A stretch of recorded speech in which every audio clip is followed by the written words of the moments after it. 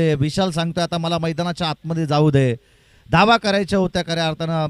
49 धावसंख्येचा पाठलाग अजून इथून पुढे करायचं आहे. 71 धावसंख्येचं जे टार्गेट सेट केलंय ना ते रक्षात्मक टार्गेट ठरेल का? प्रयत्न चालू आहेत मैदानाच्या आतमध्ये.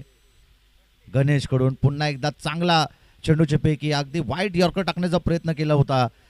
स्टंप आणि अगदी व्हाईट लाईनच्या मधोमध या चेंडूची पैकी केली गोलंदाज गणेशनं आणि हा चेंडू या ठिकाणी तो डॉट बॉल टाकतोय. 4 चेंडूचा खेळ संपलाय आणि खऱ्या अर्थानं 4 चेंडूमध्ये केवळ 2च धावा म्हणजे महत्त्वपूर्ण षटक या इनिंग मधील आपण पाहतोय हे षटक राहिलंय.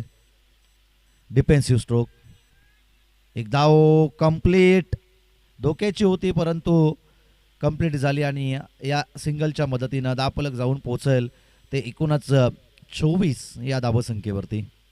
71चा करायचं होतं पाठलाग. 24 धावा धावफलकावरती आत्तापर्यंत आहेत. 2 विकेट गमावल्यात वरद 11 नाणेवली टीमनं. हा दमदार स्ट्रोक समोरच्या दिशेमध्ये क्षेत्ररक्षक आहेत आणि टिपलाई झेल महत्वाची विकेट फलंदाज मयूर या चेंडूवरती होईल झेल बाद.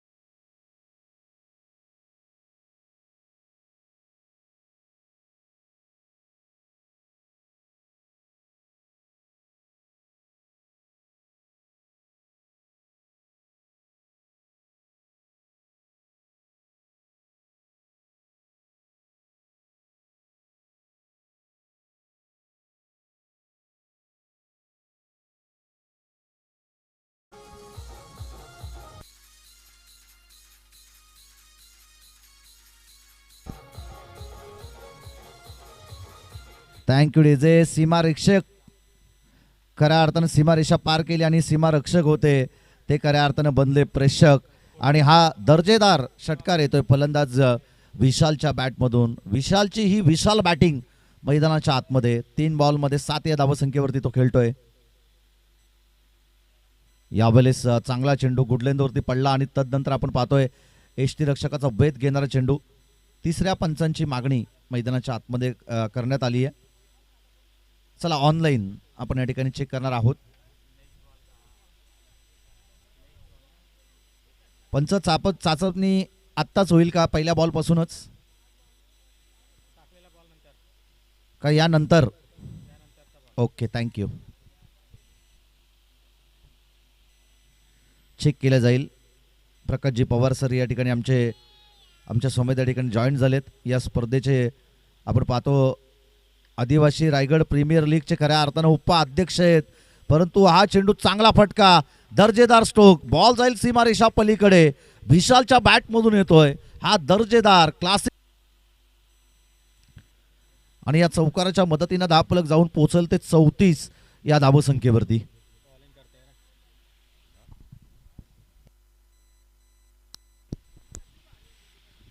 या धावसंख्येवरती धावफलक जाऊन पोहोचेल आणि पुन्हा एकदा चुकी, ना दिवाळी ना दसरा, आणि अगदी या बोनसच्या स्वरूपात मिळताय चौकार, अगदी बॅटला स्पर्श करत बॉल चाललाय बाउंड्री लाईनच्या बाहेर. 4.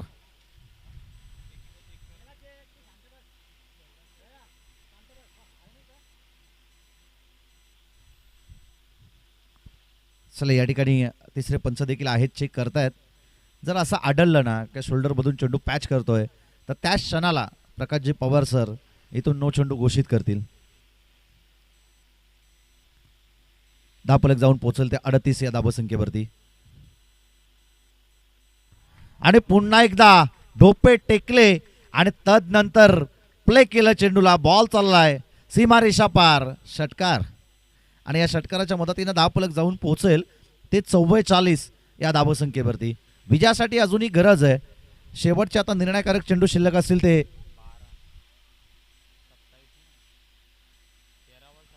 13 चेंडू आणि 27 धावसंख्येची गरज आहे. 13 बॉल 27 धावसंख्येची गरज. विशाल मैदानाच्या आतमध्ये अक्षरशः बरसलाय. चांगली बॅटिंग त्याची आपण या मॅच मध्ये पाहतोय. बॉल बॉल द्या बॉल. चला मॅच बॉल आलाय का बघा पंच.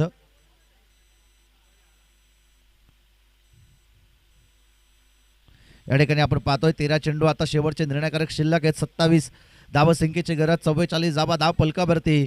महादेव पिरकड आहेत ना, ते हुशार आहेत. त्यांना माहिती आहे की कोणत्या खेळाडूला आयकॉन ठेवायचं, कोणत्या खेळाडूला कॅप्टन बनवायचं आणि कोणत्या खेळाडूंची निवड आपण करायची. विशालला त्यांना खऱ्या अर्थानं आपलं कॅप्टन ठेवलंय आणि त्या कारणासाठी त्याची विशाल कामगिरी. त्या कित्येक वर्ष आदिराज्य गाजवत आला विशाल आपल्या बॅटिंगच्या जोरावरती. कित्येक सामने त्यानं आपल्या भिलवल्या टीमला जिंकून दिलेत. परंतु सध्याच्या घडीला देखील वराद 11 नाणिवली टीमसाठी देखील प्रयत्नांची परिकष्टा त्यानं केली आहे. गतवर्षी हाच संघ वरद 11 नाणिवली संघ चॅम्पियन झाला होता याच आदिवासी रायगड प्रीमियर लीगमध्ये. आपण पाहतोय की याच सीझनमध्ये देखील पहिला दिवस असा या स्पर्धेचा आणि पहिल्या दिवसामध्ये अक्षरशः बरसलाय. विशाल ऑन स्ट्राईकवरती आहे. विशाल ऑन फायर. 44 धाव पलकावरती. 12 बॉलमध्ये आता 27 13 बॉलमध्ये आता 26 धावसंख्येची गरज आहे.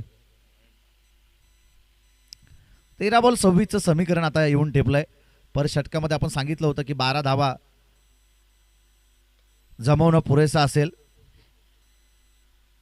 यावेळेस आपण पाहतोय डॉट बॉल येतोय. शेवटचे आता 12 बॉल आणि विजयासाठी गरज असेल ते 26 या धावसंख्येची. 12 बॉलमध्ये 26 धावसंख्येची गरज आहे. मनोज जोरे सांगतायत की याच चेंडूची पिकी करायला हवी होती आणि जर ती अचूकता साधली असती ना गोलंदाजानं तर ज्या धावा या षटकामध्ये खर्ची केल्या गोलंदाजानं त्या धावा खर्ची झाल्या नसत्या. परंतु क्रिकेटमध्ये जरतरला कुठेही स्थान नाही आणि जरतर शिवाय क्रिकेट नाही.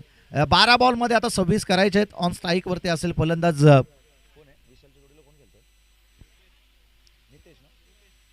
रुपेश आता ऑन स्ट्राईकवरती असेल. परंतु विशाल जितका काल स्ट्राईकवरती राहील स्वतःकडे स्ट्राईक घेऊन केलेल तितक्या धावा येत असताना आपल्याला या ठिकाणी पाहायला मिळतील. 12 मध्ये 26चा पाठलाग करणं तितकंसं अवघड नाहीये. परंतु जर गोलंदाजी चांगली झाली, अचूक टप्प्याची गोलंदाजी झाली तर या मैदानाचा विचार करता या धावसंख्येला अगदी लगाम देखील ते टाकू शकतील. या धावा देखील ते डिफेन्स करू शकतील आणि धावा डिफेन्स करण्यासाठी पर षटकामध्ये 1-2 चेंडू निर्धाव, 1-2 विकेट जर आल्या तर मॅचमध्ये मजा येईल.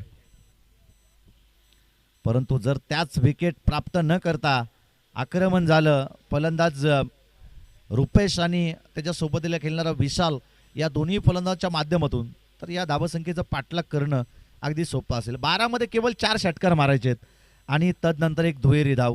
आज सामना विजय आणि विजयाची अटके पार झेंडा रोवेल खऱ्या अर्थानं वरद 11 नाणिवली संघ.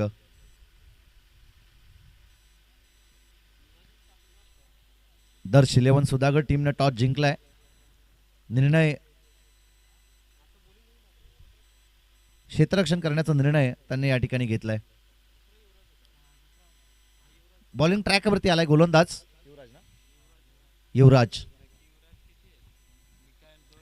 युवराज आपण पाहतोय या ठिकाणी बॉलिंग ट्रॅकवरती. चांगली गोलंदाजी त्याला करावी लागेल. 12 मध्ये 26 त्याला वाचवायचे आहेत. परंतु हे षटक फार महत्त्वपूर्ण असेल. एक धाव जरूर या चेंडूवरती मिळेल. गोलीच्या वेगानं आज चेंडूवरती आक्रमण केलं होतं परंतु एक धाव त्या ठिकाणी मिळती आहे सिंगलच्या मदतीनं. सिंगलपेक्षा जास्त काही मिळणार नाही आणि या सिंगलच्या मदतीनं दापलक जाऊन पोहोचेल ते 46 या धावसंख्येवरती. 11 बॉलमध्ये आता 25 धावसंख्येची गरज आहे.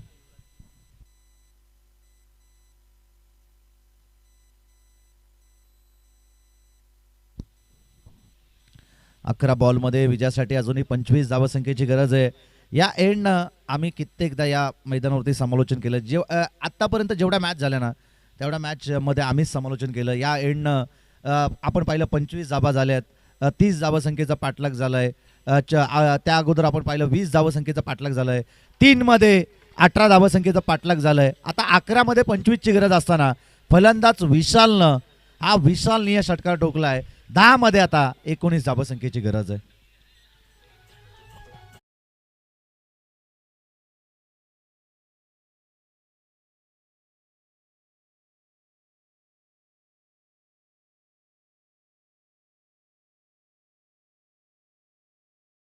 समीकरण बदलेल. 10 बॉलमध्ये आता 19 धावसंख्येची गरज आहे. युवराज जशी बॅटिंग करत होता आता त्याचा तोडीस तोड उत्तरास प्रत्युत्तर देत असताना टोशा टोसा टिट फॉर टॅट. ईट का जवाब पत्थर से. यावेळेस फटका चांगला आहे परंतु नशीब बलवत्तर आणि खऱ्या अर्थाने त्या ठिकाणी खराब फिल्डिंग देखील पाहायला मिळाली. बॉल चाललाय बाउंड्री लाईनच्या बाहेर. 4 चौकार.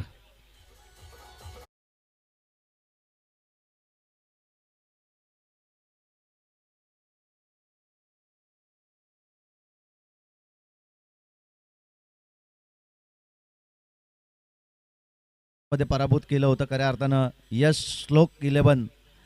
श्लोक स्पोर्ट्स गराडा या टीमला आणि तिथून त्याचे विजयाचे द्वार अगदी त्यांनी खुले केले. या मॅचमध्ये आता शेवटचे 9 बॉल आणि 15 धावसंख्येची गरज असताना फटका फसलाय. क्षेत्ररक्षक आहेत, बनावं लागेल दर्शक. बॉल जाईल 1 टप्प्या अखेर बाउंड्री लाईनच्या बाहेर. 4 चौकार.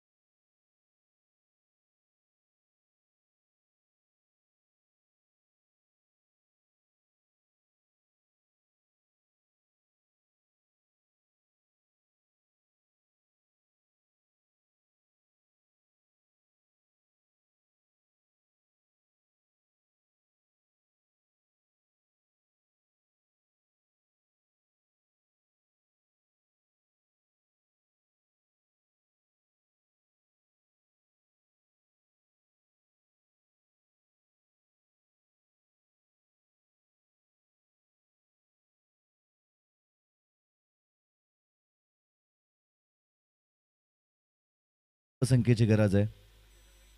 12 बॉलमध्ये 39 धावसंख्येची मॅरेथॉन इनिंग खेळतोय विशाल आपल्या वैयक्तिक 39 या धावसंख्येवरती. 7 चेंडूने आता 6 धावसंख्येची गरज आहे.